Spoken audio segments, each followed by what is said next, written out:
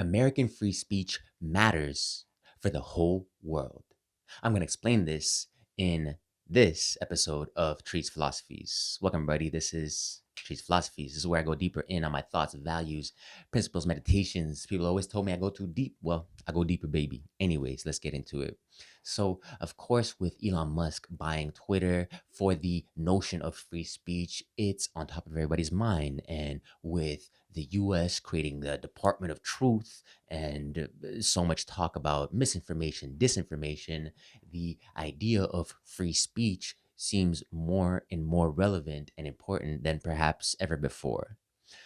So, why does the American free speech experiment matter for the entire world? Well, let's think of a time back when monarchs used to rule, back when we had kings and queens, and they were essentially the ones that had the God given right to speak, right? When they spoke, everyone listened, right? The monarchs, they had been bestowed upon by the gods, and they were the ones that you had to listen to. You as a peasant, you couldn't speak your mind. You couldn't talk some shit. You couldn't say, hey, I want this, I want that. No, no, no. You stay in your lane, take care of those fields, take care of those crops. You don't get to speak your mind. It's the kings and queens and the lords and those people that get to speak.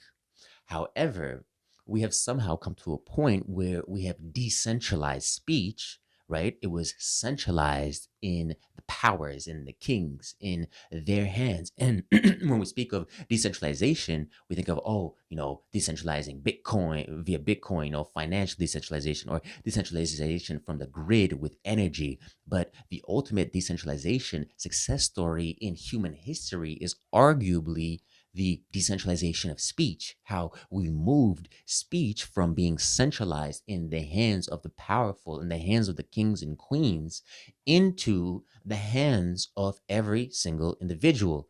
And nowhere is this more true than in the United States, which enshrined free speech as one of the fundamental pillars upon which the national identity was built upon. So, why does this matter for the entire world? Well, for the rest of the world that does not have free speech as a value, for the rest of the world, I myself am an immigrant. So for the rest of us, when you look at the US and their free speech, it acts as a constant North Star. It is a constant reminder. It is a universal mathematical constant, you could say, if you're into the maths.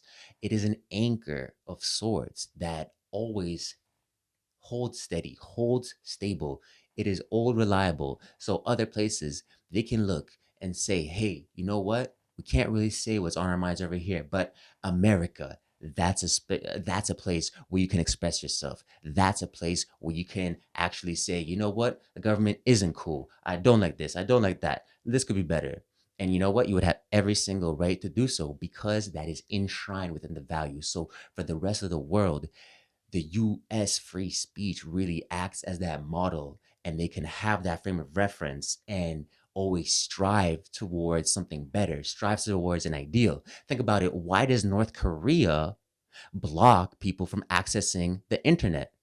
Because they know that if their citizens were to see the rights that other people have access to, people in the West, people in the US, they can actually complain about the government. Oh, wow, that's something new. Oh, they can actually say that this could be better, that could be better. They can make suggestions without being sent into concentration camps. Yeah, that's why North Korea blocks the internet, because their people would see the ideals. They would see that the benchmarks, those targets, and they would have a comparison. They would have a frame of reference that say, well, our country is not doing this. There's these other places that are pretty successful with these other models. Maybe we can compare. Maybe we can do something better here. But of course, that's not the case. And if we were to get rid of free speech in the US, then the Overton window of acceptable discourse that is continuously shrinking, you can imagine would shrink even more precipitously. Because without that frame of reference, without that constant North Star to aim at, then you would have generations born into a world where maybe that censorship wouldn't be necessary because everywhere else would be sufficiently censored. You wouldn't have the ability to speak your mind. You wouldn't have the US as the benchmark. You wouldn't have that as the standard of, you know what, people can actually speak their minds there. People will be born into a world where that ideal wouldn't even exist.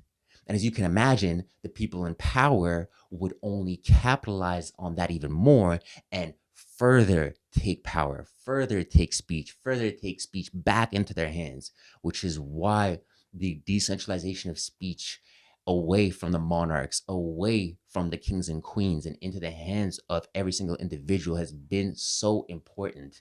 And it's so crucial that we retain that right, because as these gigantic monopolies, these Twitters, these Facebooks grow and essentially govern all speech, whether it's media, governments, whoever it is, these giant institutions, we get back to that same place that we found ourselves 1,000 years ago, where we had the monarchy, the kings, the queens, the Twitters that get to decide the speech of everyone.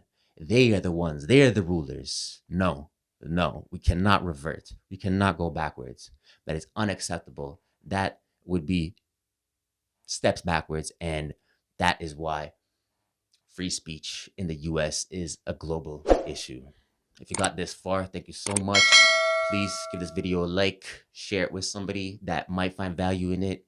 And this is Trees Philosophies. Thank you so much. Subscribe to the channel. I'll see you next time. Peace.